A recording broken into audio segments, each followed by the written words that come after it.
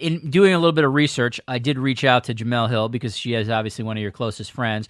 And I said, is there something like that most people don't know about Cari that I should ask her about because she's coming on this podcast? And she said, ask her about her relationship with Tupac. So I'm just going to leave it there. What's the story there? She's so funny. Oh my gosh. Okay, so dating myself. So when I was graduating high school, I was 18 years old. I'm pretty sure I just turned 18. I want to stay legal for the story. And so I had some girlfriends who were in college, and they were hanging out one night. I don't know. We were at a place, hanging out like at some local diner, and I had fake ID, and I was somewhere just hanging out with the girls, trying to be an older adult, as you do when you're 18, mischievous. And in comes Tupac, right? Tupac walks into this restaurant, and it's just like a little, diner spot where kids are hanging out. This is back in the day where he could walk in. It wasn't paparazzi. You could easily do that. And he was having some type of party that weekend.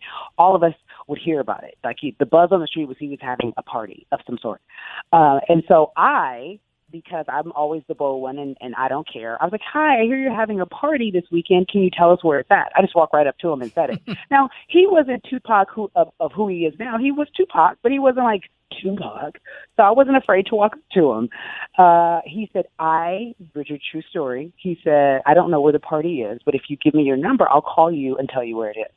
And I was like, okay, no biggie, ha, ha, ha. And again, dating myself, there were pagers at the time, so he took my pager number. So I was sitting at my girlfriend's house, the next day, I get a page with 3 2s behind it because it was his code, and he literally says in the most simplest way, he's like, hey, the party is here. You guys should come and hang out. No big deal. Now, mind you, the story's not going to end very exciting. And so he ended up actually coming to hang out with us girls, and we were so excited. We were trying to pretend like it was no big deal. And we sat around talking to Tupac all day, not all day, about an hour, talking about the creative process, how he writes, what he thinks, how smart he is. Why do all rappers, not all rappers, like certain medicinal outlets, that kind of thing.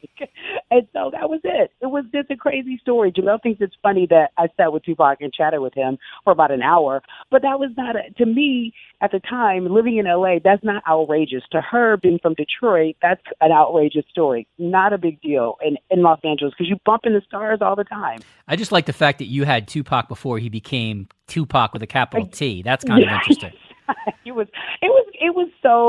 It's a legit great story. I understand it now in terms of, okay, Tupac, but at the time it was like maybe he was with Digital Underground. No, he wasn't Tupac. He wasn't Poetic Justice Tupac, I don't think. So it wasn't a big deal to me, Richard.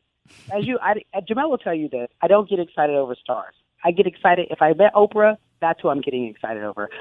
That's the only way. Lou, did you want to say something? I actually did, because as somebody who grew up in Queens with a pager and a beeper, we all had codes. So it was either our hockey number, our basketball number. So like I was 91 because that was the hockey number I wore. My best friend's number was 12. So we would just type in the phone number. So if it was a phone number you didn't know, you'd hit star or pound 12. So they would know, oh, that's Lou calling me from a number, or Tim calling me from a number. And I was just going to ask you, Cari, what was Pac's code? And it's 3 2s, which I find to be, of course, that's what it was. Interesting. Yeah, right, 3 2s. Well, here's so funny. It's so funny. I don't even remember Lou, how detailed you are. I don't remember how to put in a code, but it was 3 2s.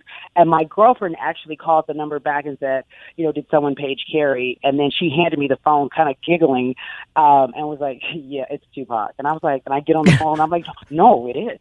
Hi, like I'm talking to him, but I'm pointing at the phone like, oh, no, hi, it is. Well, this is serious. This is not a fake phone call. It's a legit phone call. So you're right. His was 3 2s. And it was a cool experience. Like I say it like no big deal, but every time I tell the story, someone's like, wow, that's great.